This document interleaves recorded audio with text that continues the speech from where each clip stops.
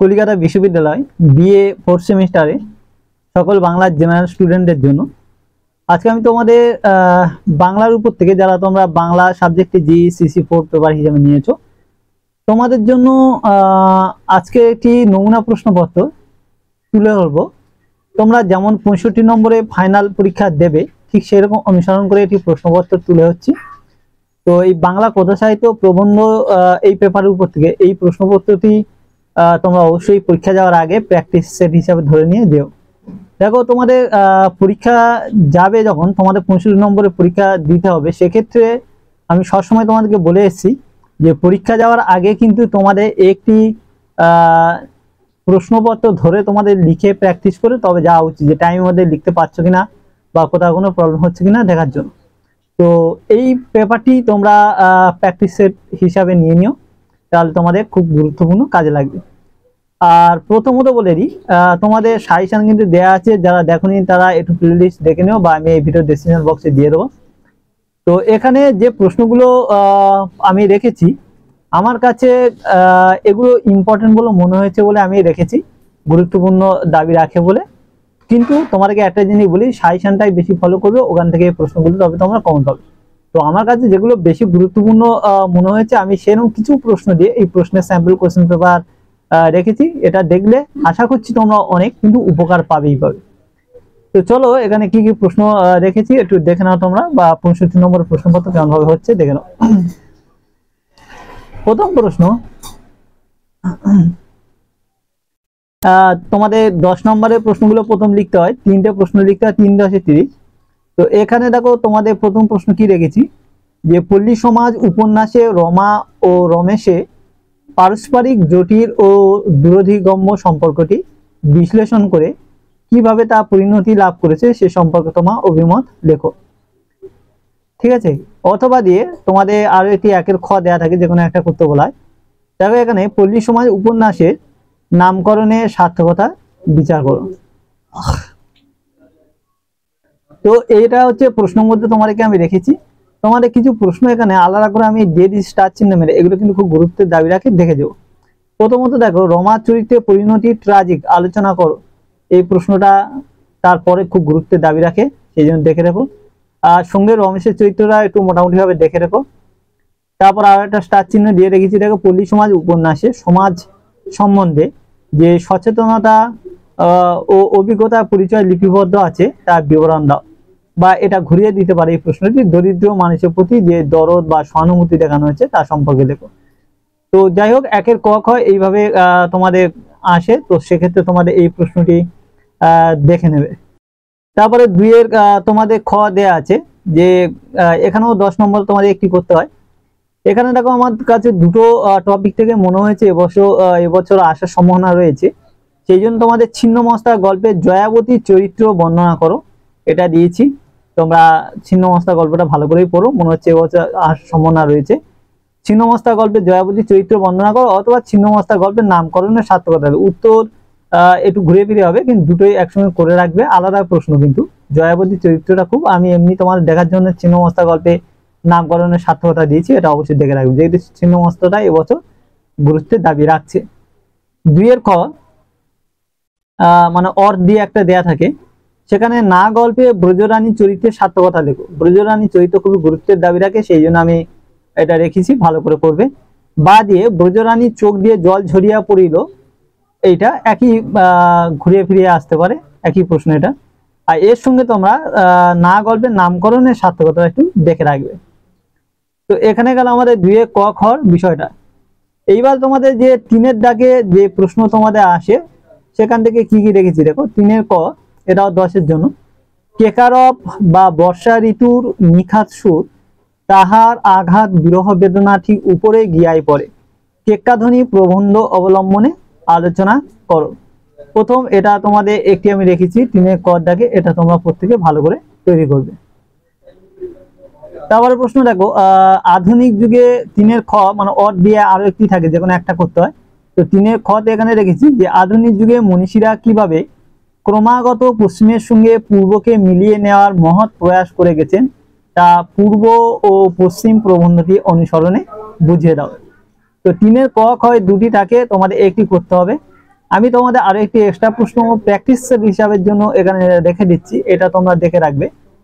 ভারতবর্ষের ইতিহাস আমাদের ইতিহাস নয়, আমরা ভারতবর্ষের ইতিহাসের জন্য সমাদৃত। পূর্ব ও পশ্চিম প্রবন্ধ অবলম্বনে লেখকের এই বক্তব্য বুঝিয়ে দাও।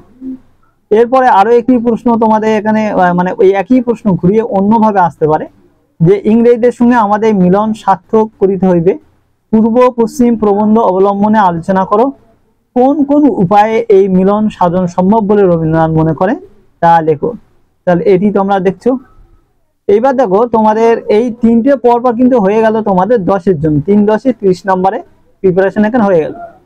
এইবারে আমাদের 5 নম্বরে যে প্রশ্নগুলো আসে 4-এর দাগ থেকে 5-এর প্রশ্ন, সেখানে তোমাদের কি কি রেখেছি দেখো। 4-এর ক, এখানে তোমাদের 4-এর ক যেখানে আছে পল্লী সমাজ উপন্যাস থেকে 5 নম্বরে দেওয়া হয়ে থাকে। 2 বছর ধরে দেখছি তোমাদের প্রায় নতুন নতুন প্রশ্ন এখানে দেওয়া হচ্ছে, সেই জন্য আমি সালের প্রশ্নগুলো সাজেশনের মধ্যে তোমার দিয়েছিলাম, যারা এখন দেখে নেবে। আমি এখানে দুটো নতুন প্রশ্ন অ্যাড করেছি যেটা আমার মনে হয়েছে গুরুত্বের দাবি রাখে, সেই জন্য। দেখো, দিদি ঠাকরান তুমি হুকুম করলে আসামি হয়ে জেল খাটতে পারি, ফেরিদ হব কোন কালা মুয়ে। তো দিদি ঠাকরুন কে, কথাগুলো কে কেন বলেছেন বা প্রসঙ্গ ব্যাখ্যা করো, এটা প্রথম দেখবেন। অথবা দিয়ে আরো একটি থাকে, যে কোনো একটা করতে হয়। 4-এর খ, কয়লাকে ধুয়ে তার রং বদলানো যায় না মা, তাকে আগুনে পোড়াতে হয়, কার সম্পর্কে কে কাকে এই কথাগুলো বলেছে, প্রসঙ্গ ব্যাখ্যা করো। তো এখান থেকে পল্লী সমাজকে দুটো 5 নম্বরের জন্য আমি রেখেছি, আমার মনে হলো এই দুটো ইম্পর্টেন্ট আছে, তাই তুলে ধরলাম তোমার সামনে। এইবারে 5-এর দাগে তোমাদের যেটা প্রশ্ন 5 নম্বরে একটা আসে, সেটা দেখো। কুইমাচা শব্দবন্ধতি আক্ষরিক ও অন্তর্নিহিত তাৎপর্য বিশ্লেষণ করো। অথবা দিয়ে আরো একটি দেয়া থাকে 6-এর খ আর কি, মানুষের সমুদ্রে ঝড়ে উত্তাল সমুদ্রের সঙ্গে লড়া যায় না, এই অংশটি তাৎপর্য বিশ্লেষণ করো। তো এখানে দুটোর মধ্যে যে কোনো একটি করতে হবে। তারপর দেখো 6-এর ক, এবারে এরাও 5-এ, আজ জাতিতে জাতিতে একত্র হচ্ছে অথচ মিলছে না, এই বিষম বেদনায় সমস্ত পৃথিবী পীড়িত, জাতিতে জাতিতে একত্র হওয়া বলতে কি বোঝানো হয়েছে, একত্র হয়ে মিলিত হতে পারছে না কেন, এটা প্রথম দেখেছি। অথবা দিয়ে একই প্রশ্ন ঘুরে আসতে পারে, বর্তমান যুগের সাধনার সঙ্গেই বর্তমান যুগের শিক্ষার সঙ্গতি হওয়া চাই, বর্তমান যুগের সাধনা কিসের এবং তার সঙ্গে শিক্ষার সঙ্গতি কিভাবে হতে পারে আলোচনা করো। এই প্রশ্ন আরো অন্যরকম ভাবে ঘুরিয়ে দিতে পারে, উত্তর কিন্তু একই হবে। সাজাত্যে অহমিকা থেকে মুক্তিদান করার শিক্ষায় আজকের দিনে প্রধান শিক্ষা, সাজাত্যে অহমিকা কি এবং তা থেকে মুক্তিদান করার শিক্ষা সব কি বুঝিয়ে দাও।